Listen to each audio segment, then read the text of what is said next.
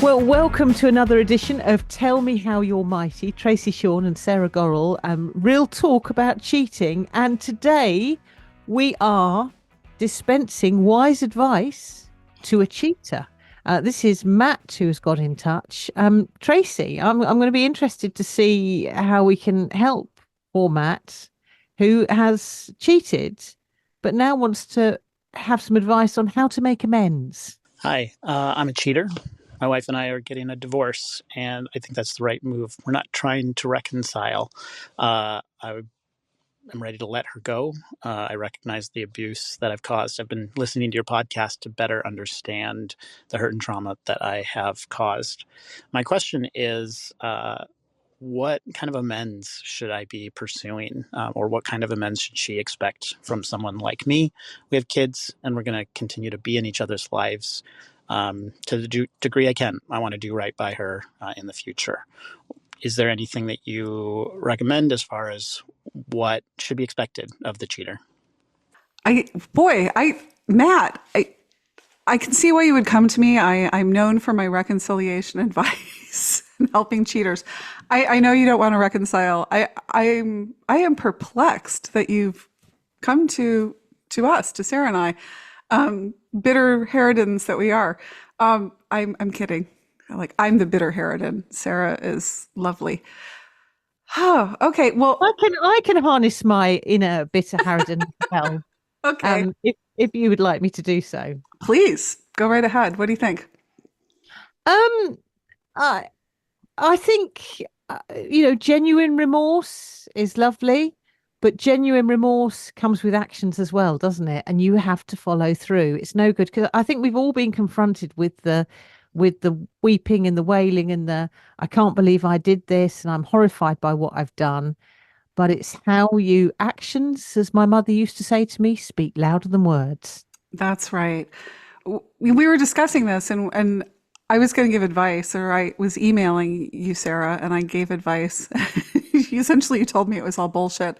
That I could try, that my advice is perfectly reasonable, but that doesn't mean that Matt will follow it. Matt, we want to believe you that you will, but in order to cheat on your now soon-to-be ex-wife, you have to have a real entitlement mentality, and to make amends, you're going to have to lose that mentality.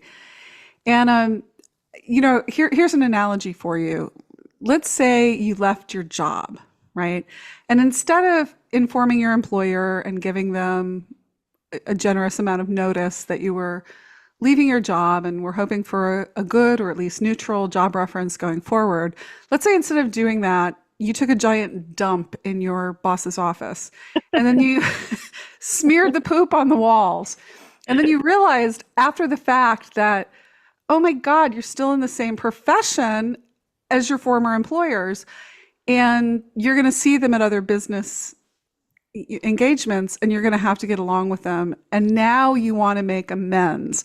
Well, yeah, that's your situation, Matt. It's like you have disrespected the mother of your children in a really profound and traumatic way. And so she's probably not going to believe you that you come in peace, just like your former employer would kind of only associate you with the dump you took in their office. That's your challenge. Right. How do you get beyond that challenge then? Let's help. Okay. Well, this individual move forward in life. So obviously, you've left. It's just your perfect analogy there. This dump in the office. How do you clear up your terrible mess and try and move on and leave that behavior behind? Well, that's the thing. You have to leave that behavior behind. So it's don't be sorry, be different. You sound like you don't believe that that's possible.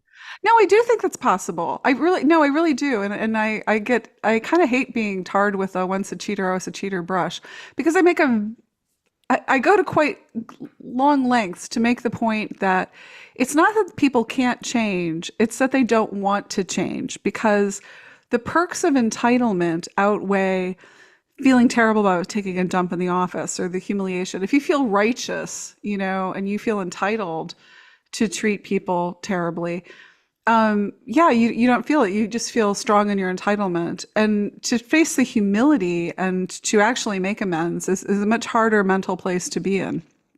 It's harder to do that work. So, so I would say my first advice to Matt would be, um, you know, be different. Treat your co-parent with respect. You've just disrespected her in a horrific way. And the way you can treat her with respect is that do the things you're supposed to do.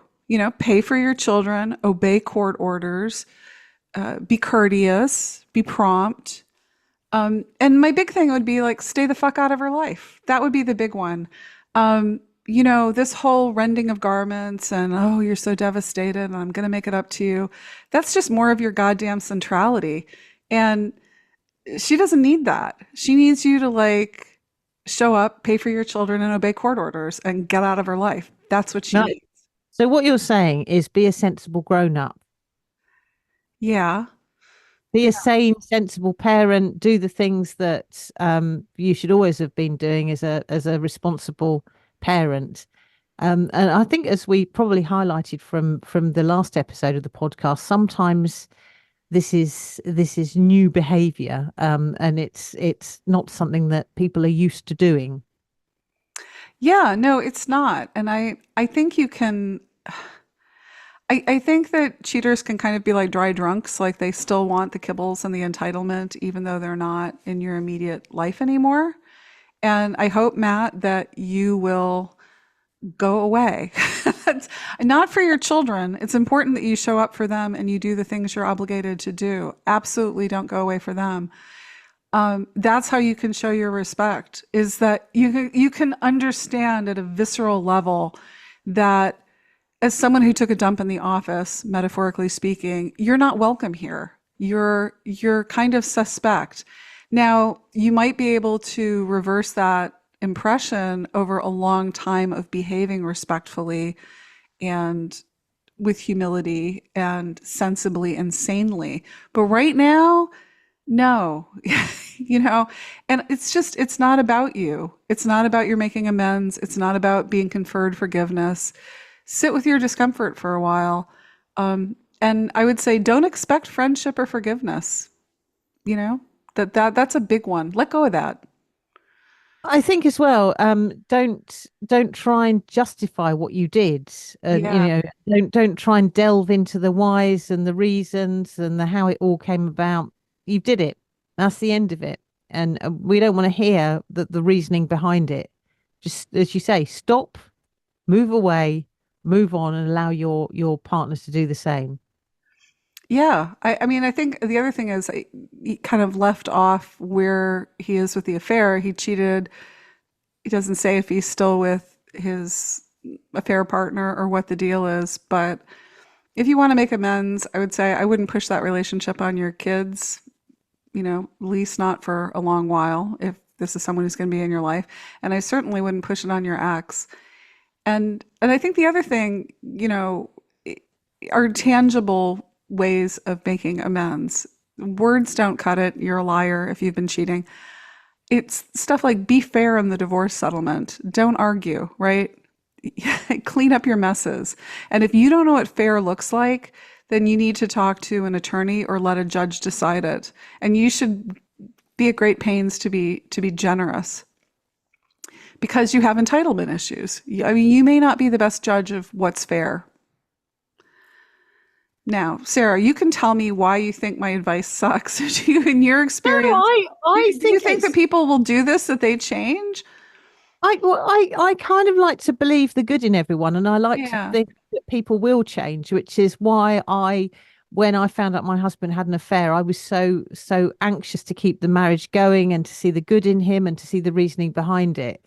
But I think in a lot of cases that it just doesn't happen.